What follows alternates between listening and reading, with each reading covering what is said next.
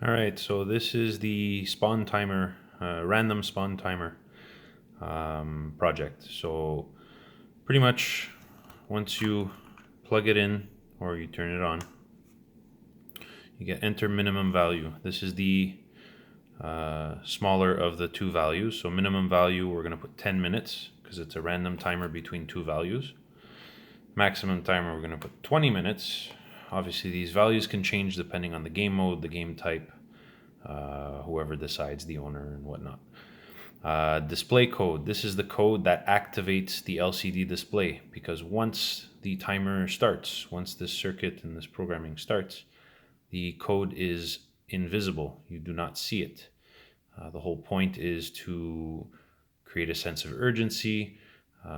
It's so that people don't see the spawn timer, so that they actually have to listen to a tone, be ready at all times, all that yada yada. So now we're going to put just a basic code for this. What's good with these codes is you can pretty much put them anywhere on the field as intel, and create like a special dynamic, extra side missions, extra stuff. Now we're going to have 3 codes to enter: 1 minute, 5 minute, and 7 minute overrides. Basically, what these do, basically overrides what's currently being counted down to 1 minute or 5 minutes or 7 minutes. So this also an intel that you find on the field, almost like a special power. If ever there's an air raid, kills half your team, they all end up back at base, and you have this 1 minute timer. Well, instead of waiting an unknown amount of time, or if you unlocked the LCD to see how much time and wait, I don't know, 15 minutes or whatever, you can use the 1 minute or 5 minute override or whatever to reset the timer to 1 minute or 5 minutes, so that your group can spawn faster, so that you can react to something as devastating as an air attack. So once everything's programmed, I would assume both or 3 boxes, depending, because Hellgate this year has 3 fronts. You program them to a specific codes, to the intel that's on the field or whatever, and you wait. You can set them all up, and once the game starts, all 3 of them press any button and it starts the countdown. As you can see, countdown is not visible. Now this countdown will only be visible if you enter the code. To note, right now it'll count down, there's a buzzer, it'll beep, and it'll randomly restart to a random value between the minimum and maximum that you set at the beginning.